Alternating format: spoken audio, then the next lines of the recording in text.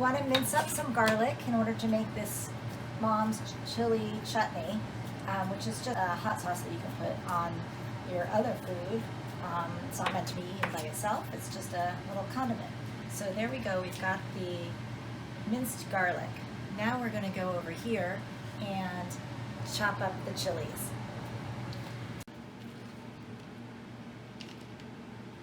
You see here that I have both these serrano peppers and these little Thai chili peppers. My understanding is that the serrano peppers are much hotter than a jalapeno, and so that's why I've selected these.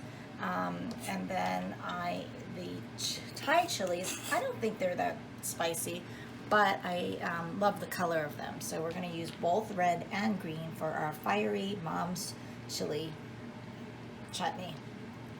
So the way that I like to try to cut the stems off of these, and you can leave them on too when you're cooking, depending on what you're cooking. If it's something that will be easy to pull them out of, then you can just leave them on. It doesn't hurt anything. But for what we're doing, I am going to be cutting them off. I like to try to cut like 4 of them off at a time. It's just more efficient, and there's probably even a better way to do this. Papa is the queen, king, ruler of all things efficient, especially in the kitchen, and so these are sort of things that she taught me, including that you keep the knife end down so you don't have to lift up and down. And so probably here I'm doing about 4 at a time, and she would say, "What's wrong with you? Do 6 at a time." So let me try doing that. I can hear her in my brain. Let's see if that 6 will work.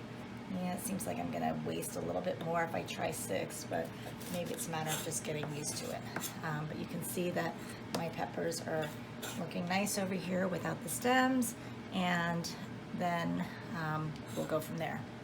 You see that I'm just finishing up my chilies, and I do wash them. I know some people don't necessarily wash their vegetables before they cook, but I rinse them and sometimes soak them with a little bit of salt too, especially if I'm not going to cook them here, because I'm going to cook them. I'm not as worried about getting everything off that comes from the field. I'm going to cut these up small again, keep the end down, and just keep chopping.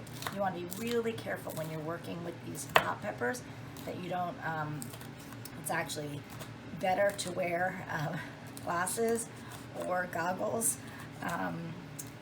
Reminds me of the story when Sophia was worried about getting ants in her eyes when they went camping on the 11th floor of our condo building, which is not exactly camping, but they did take the tent down and hung out until, like, I don't know, midnight or 2 in the morning, when all of a sudden the sprinkler went on and from under them, and then they had to rush in. But she wore goggles to prevent any ants from getting inside her eyes, and really, I mean, you might consider that, because once one of these seeds hits your eyes, it will be terrifyingly painful. I have twice had chilies get in my eye. Once when I was working at Popo's grocery store when I was a teenager, and I was bagging hot chilies, dry hot chilies that came in bulk, and I was making little bags of them for her store, and I touched my eye, and holy cow, it hurt bad. I remember the pain to this day.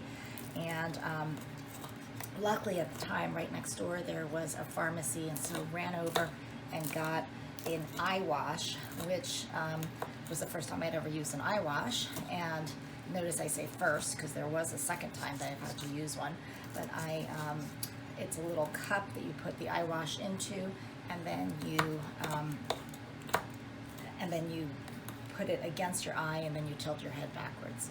Anyway, you see here that I've got, it's a little harder to with this many peppers to keep the points down, so I'm just let me make this small.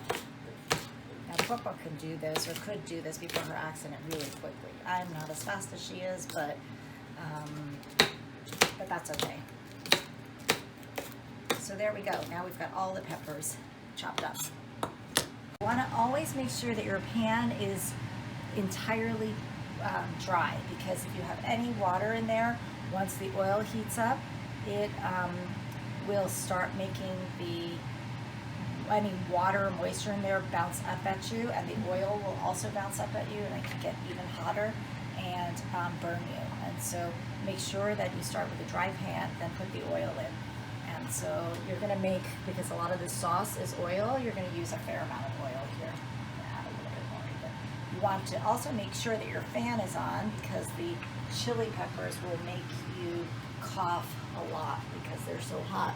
And especially this time I'm using hotter ones. I often use jalapeno, but this time, as you see, I have the serrano and the Thai chilies. Aren't that gorgeous, pretty color?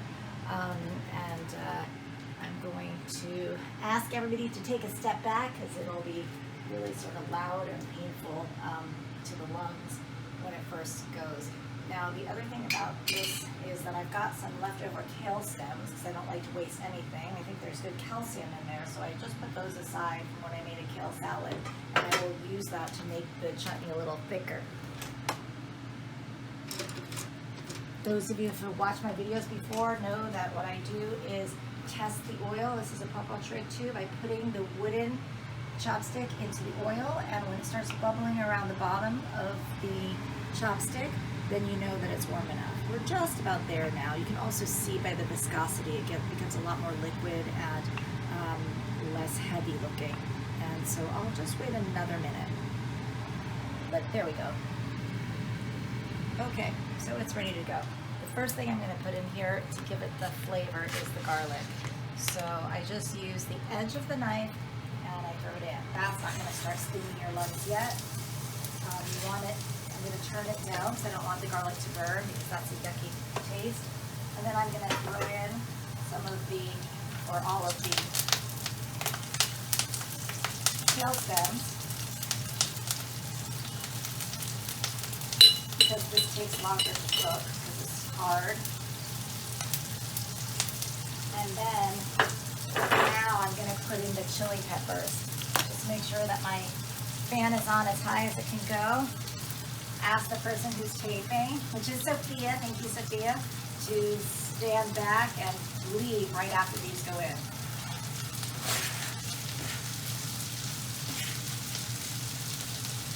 Okay, there we go. Actually not so bad yet.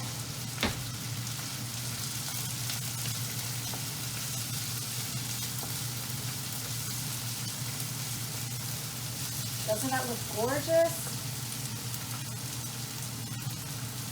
I'm going to turn it back up. It's fine. Just now that the garlic isn't going to burn.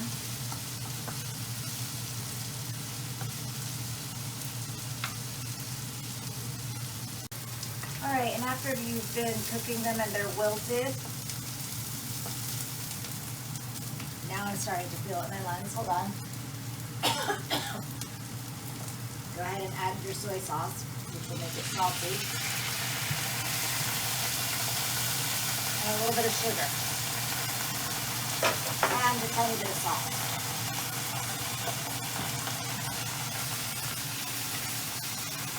And there you go. You have a nice sauce for whatever it is that you want to add it to.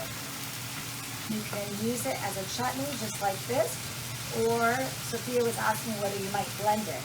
I've never tried blending it, so maybe I'll try blending some this time and see how it turns out. But otherwise, I think that the color is just beautiful, and you can just put it on whatever, you know, on a steak if you eat steak. I don't, but you could put it with some steak, you could put it with your rice, and it's just a nice little side chutney.